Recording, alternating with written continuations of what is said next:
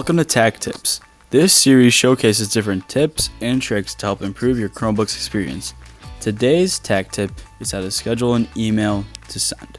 This is important because if you are a forgetful person, you can write the full email and have it scheduled to send to that person whenever is best for you.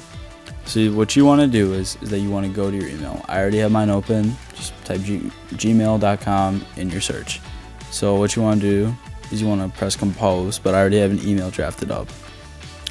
So what you do is you'd write your email, right? Get your person you're sending it to, subject, body, everything. Now, to schedule it, you go to the arrow next to the send button. You want to press schedule, send. So it gives you all these options pop up for tomorrow morning, tomorrow afternoon, and Monday morning, or you can pick a date and time. I am going to select tomorrow morning, and boom, it's sent.